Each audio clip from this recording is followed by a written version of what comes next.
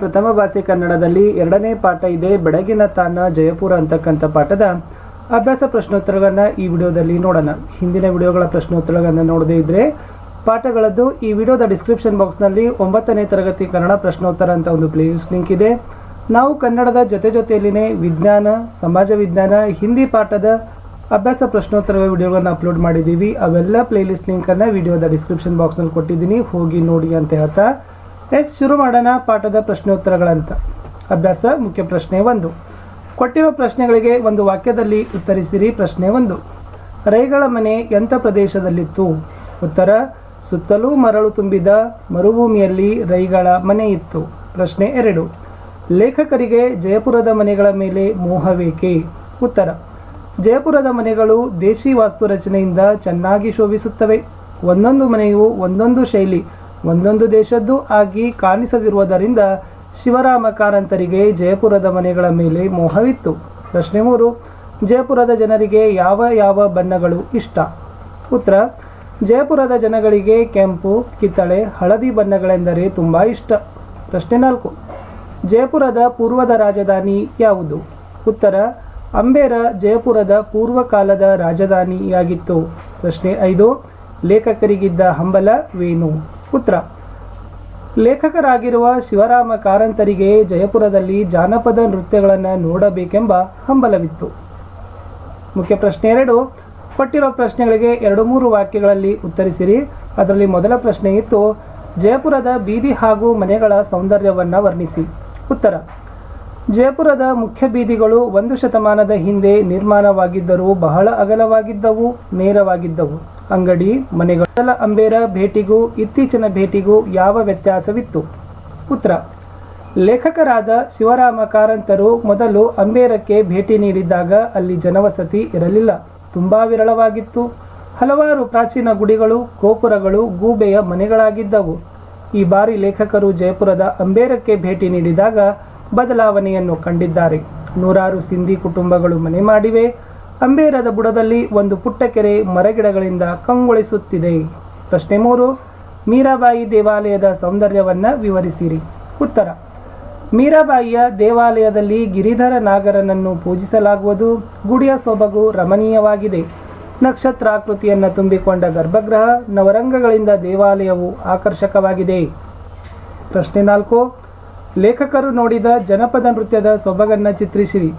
ಉತ್ತರ: ಲೇಖಕರಾದ ಶಿವರಾಮ ಕಾರಂತರು ರಾಜಸ್ಥಾನದ ಜನಸಾಮಾನ್ಯರ ಜನಪದ ನೃತ್ಯವನ್ನು ನೋಡಿದರು. ಇಬ್ಬರು ಯುವಕರು ಸ್ತ್ರೀಯರ ಉಡುಗೆ ಹುಟ್ಟಿದ್ದರು. ಮಾರವಾಡಿ ಸ್ತ್ರೀಯರಂತೆ ತಲೆಗೆ ಸೆರಗು ಹಾಕಿಕೊಂಡು ಮುಖ ತೋರಿಸದೆ ಕುಣಿಯುತ್ತಿದ್ದರು. ಹಿಮ್ಮೇಳಕ್ಕೆ ಡೋಲು ತಮಟೆಗಳಿದ್ದವು. ಮುಂಭಾಗದಲ್ಲಿ ಸ್ತ್ರೀ ವೇಷದ ನರ್ತಕರು ಲಾಸ್ಯವೆಸಗಿದರು.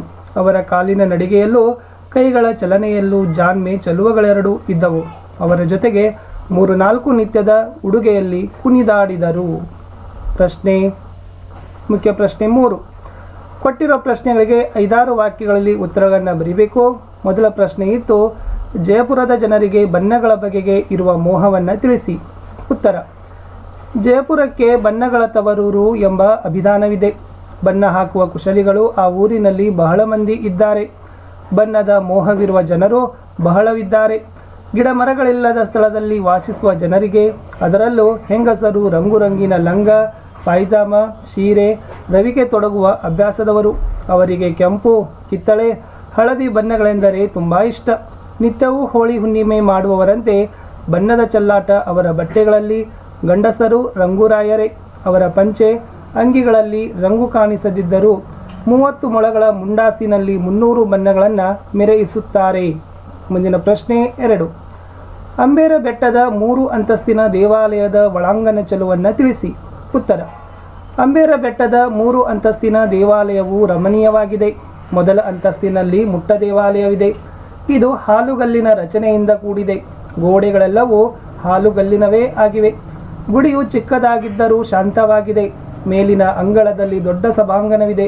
ಅದರ ಚಾವಣಿ ರಜಪೂತಾನದ ಶೈಲಿಯ ಕಮಾನು ಮತ್ತು ಕಂಬಗಳು ತುಂಬ ಲಲಿತವಾಗಿದ್ದು ಪರಸ್ಪರ ಹೊಂದಿಕೊಂಡು ಈ ರಚನೆಗೆ ಚೆಲುವನ್ನು ನೀಡಿವೆ. ಎದುರಿನ ಅಂಗಣವು ಸಾಕಷ್ಟು ವಿಶಾಲವಾಗಿದೆ. 3ನೇ ಅಂತಸ್ತಿನಲ್ಲಿ ರಾಜರ ಅಂತಃಪುರವಿದೆ. ಅಲ್ಲಿ ಚಂದ್ರಕಾಂತ ಶಿಲೆಯ ಸುಂದರ ಮಂಟಪಗಳಿವೆ. ಶಿಲೆಯನ್ನು ಕೆತ್ತಿ ಬಣ್ಣದ ಕಲ್ಲುಗಳಿಂದ ಕೊರೆದು ತುಂಬಿಸಿದ ಲತಾ ಪುಷ್ಪಗಳ ಚಿತ್ರಾವಳಿಗಳಿವೆ. ಪ್ರಶ್ನೆ 3, ಜಂತ್ರಮಂತ್ರದ ವಿಶೇಷತೆಯನ್ನು ಪರಿಚಯ ಮಾಡಿಕೊಡಿ. ಉತ್ತರ: ಜಂತ್ರಮಂತ್ರವು ರಾಜಸ್ಥಾನದ ಹಳೆಯ ಕಾಲದ ಖಗೋಳ ವಿಜ್ಞಾನದ ಪರಿಶೀಲನಾಲಯವಾಗಿದೆ. 400 ರಿಂದ 500 ವರ್ಷಗಳ ಪೂರ್ವದಲ್ಲಿ ಖಗೋಳಶಾಸ್ತ್ರಜ್ಞರು ಗ್ರಹ, ಸೂರ್ಯ, ಚಂದ್ರ, ತಾರಾಮಂಡಲಗಳನ್ನು ಅಳೆದು ಪರಿಶೀಲಿಸಿ ನೋಡುವ ಸಲುವಾಗಿ ಅಲ್ಲಿ ವಿಚಿತ್ರವಾದ ಸಾಧನಗಳನ್ನು ನೆಟ್ಟಿದ್ದಾರೆ. ಇಂಥ 18 ವಿಧದ ಸಾಧನಗಳ ವಿಚಿತ್ರ ರಚನೆಗಳಿವೆ. ಗಳಿಗೆ ಸಮಯ ಅಳೆಯುವುದಕ್ಕೆ, ಪ್ರತಿಯೊಂದು ತಿಂಗಳಲ್ಲೂ ಸೂರ್ಯ ನಕ್ಷತ್ರಗಳ ಗತಿ ಪರಿಶೀಲಿಸುವುದಕ್ಕೆ ಅನೇಕ ಏಪಾಟುಗಳಿವೆ. ಪ್ರತಿಯೊಂದು ಸಾಧನದ ಮೇಲೂ ಅವುಗಳ ಉಪಯೋಗ ಮತ್ತು ಕಾಲವನ್ನು ಅಳೆಯುವ ರೀತಿಯ ಬಗ್ಗೆ ಮಾಹಿತಿ ನೀಡಲಾಗಿದೆ. ದೂರದರ್ಶಕವಿಲ್ಲದ ಸಹಾಯವಿಲ್ಲದೆ ಬರಿಗಣ್ಣಿನಿಂದಲೇ ಖಗೋಳದ ಗ್ರಹಗಳ ಗತಿಯನ್ನು ಅಳೆಯಲು ಮಾಡಿರುವ ಈ ಸಾಧನಗಳು ನಿಜಕ್ಕೂ ಅದ್ಭುತವಾಗಿವೆ. ಮುಖ್ಯ ಪ್ರಶ್ನೆ 4, ಕೊಟ್ಟಿರೋ ವಾಕ್ಯಗಳ ಸಂದರ್ಭೋಚಿತ ಸ್ವಾರಸ್ಯ ವಿವರವಾಗಿ ಬರೆಯಿರಿ. ಮೊದಲನೇ ಪ್ರಶ್ನೆ, ಅಲ್ಲಿ ಮಧ್ಯಾಹ್ನ ವೇಳೆ ಸ್ನಾನಕ್ಕೆ ನೀರು ಕಾಯಿಸುವ ಅಗತ್ಯವಿಲ್ಲ. ಉತ್ತರ: ಈ ವಾಕ್ಯವನ್ನು ಶಿವರಾಮ ಕಾರಂತರು ರಚಿಸಿರುವ ಬೆಡಗಿನ ತಾನ ಜಯಪುರ ಎಂಬ ಪ್ರವಾಸ ಕಥನ ಗದ್ಯಪಾಠದಿಂದ ಆರಿಸಲಾಗಿದೆ. ಈ ಮಾತನ್ನು ಲೇಖಕರಾಗಿರುವ ಶಿವರಾಮ ಕಾರಂತರು ಹೇಳಿದ್ದಾರೆ. ಜಯಪುರದ ಪ್ರವಾಸಕ್ಕೆ ಹೋಗಿದ್ದ ಶಿವರಾಮ ಕಾರಂತರು ಸುತ್ತಲೂ ಮರಳಿನಿಂದ ತುಂಬಿದ್ದ ಮರುಭೂಮಿಯಲ್ಲಿದ್ದ ರೈಗಳ ಮನೆಗೆ ಹೋಗಿದ್ದರು. ಕುಸುಬಿನ ಕಾವಿನಿಂದ ನಲ್ಲಿ ನೀರು ಕಾದು ಹೋಗಿದ್ದರಿಂದ ಶಿವರಾಮ ಕಾರಂತರು ಮೇಲಿನ ವಾಕ್ಯವನ್ನು ಹೇಳಿದ್ದಾರೆ. ಪ್ರಶ್ನೆ 2, ಗಂಡಸರು ರಂಗೂರಾಯರೇ. ಉತ್ತರ: ಈ ವಾಕ್ಯವನ್ನು ಶಿವರಾಮ ಕಾರಂತರು ರಚಿಸಿರುವ ಬೆಡಗಿನ ತಾನ ಜಯಪುರ ಎಂಬ ಪ್ರವಾಸ ಕಥನ ಗದ್ಯಪಾಠದಿಂದ ಆರಿಸಲಾಗಿದೆ. ಈ ಮಾತನ್ನು ಲೇಖಕರಾಗಿರುವ ಶಿವರಾಮ ಕಾರಂತರು ಹೇಳಿದ್ದಾರೆ. ಜಯಪುರವು ಬಣ್ಣಗಾರರ ತವರೂರು. ಗಿಡಮರಗಳಿಲ್ಲದ ಅಲ್ಲಿ ಜನರು ಬಣ್ಣ ಬಣ್ಣದ ಬಟ್ಟೆ ಧರಿಸುತ್ತಾರೆ.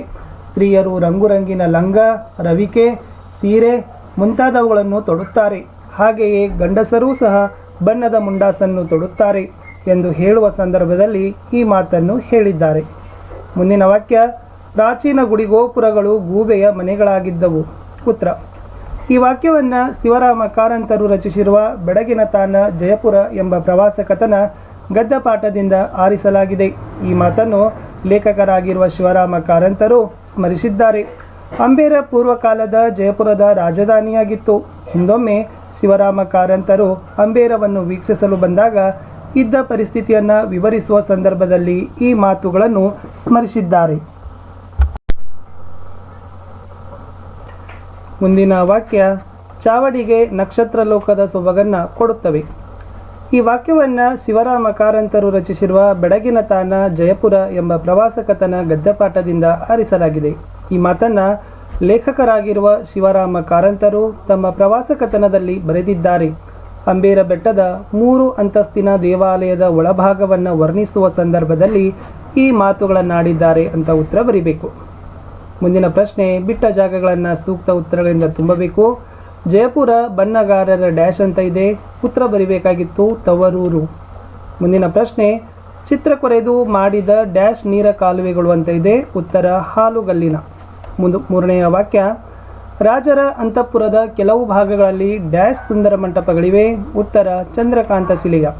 4, ಹಿಮ್ಮೇಳಕ್ಕೆ ಡ್ಯಾಶ್ ತಮಟೆಗಳಿದ್ದವು. ಉತ್ತರ ಡೋಲು. 5ನೇ ವಾಕ್ಯ, ಮಿತ್ರ ರೈಗಳ ಡ್ಯಾಶ್ ವಂದನೆ ಸಲ್ಲಿಸಿದವು. ಉತ್ತರ ಸತ್ಕಾರಕ್ಕೆ. ಇನ್ನು ಹೊಂದಿಸಿ ಬರೆಯಲಾಗಿದೆ ಆಲ್ರೆಡಿ. ಅಂಬೇರ ಪೂರ್ವದ ರಾಜಧಾನಿ ಅಂತ ನಾವು ಸರಿಯಾಗಿ ಹೊಂದಾಣಿಕೆಯನ್ನು ಮಾಡಬೇಕು. ಲಕ್ಷೋಪಲಕ್ಷ ಗುಣಸಂಧಿಗೆ ಉದಾಹರಣೆ. ಬಣ್ಣ ಬಣ್ಣ ಅನ್ನೋದು ದ್ವಿರುಕ್ತಿ. ಜಂತ್ರಮಂತ್ರ ಅನ್ನೋದು ಖಗೋಳ ವೀಕ್ಷಣಾಲಯ. ಶೃಂಗಾರ ಅಂತಕ್ಕಂಥದ್ದು ತತ್ಸಮ ಆಗದ. ಸೊ ಇಲ್ಲಿಯವರೆಗೆ ಬೆಡಗಿನ ತಾನ ಜಯಪುರ ಅಂತಕ್ಕಂಥ ಪಾಠದಲ್ಲಿ ಬಂದಿರತಕ್ಕಂಥ ಅಭ್ಯಾಸ ಪ್ರಶ್ನೋತ್ತರಗಳನ್ನು ವಿವರವಾಗಿ ಸರಳವಾಗಿ ನಾವು ನಿಮ್ಮ ಮುಂದೆ ಇಡಲಿಕ್ಕೆ ಪ್ರಯತ್ನವನ್ನು ಮಾಡಿದ್ದೀವಿ. ಈ ವಿಡಿಯೋನ ಲೈಕ್ ಮಾಡಬೇಕು, ಶೇರ್ ಮಾಡಬೇಕು. ಫಸ್ಟ್ ಟೈಮ್ ವಾಚ್ ಮಾಡ್ತಿದ್ರೆ ಸಬ್ಸ್ಕ್ರೈಬ್ ಮಾಡಲಿಕ್ಕೆ ಮರೆಯಬಾರದು. ನಮ್ಮದೊಂದು ಟೆಲಿಗ್ರಾಮ್ ಗ್ರೂಪ್ ಅದ ಸ್ಟಡಿ ವಿತ್ ಪರಶುರಾಮ್ ಅಂತ, ಲಿಂಕ್ ವಿಡಿಯೋದ ಡಿಸ್ಕ್ರಿಪ್ಷನ್ ಬಾಕ್ಸ್ನಲ್ಲಿ ಹಾಕಿದ್ದೀನಿ. ಅದಕ್ಕೂ ಕೂಡ ಬಂದು ಜಾಯ್ನ್ ಆಗಿ ಅಂತ ಹೇಳ್ತಾ ಸಿಗ್ತೀನಿ ಹೊಸ ಪಾಠದಲ್ಲಿ. ಅಲ್ಲಿಯವರೆಗೂ ಬಾಯ್.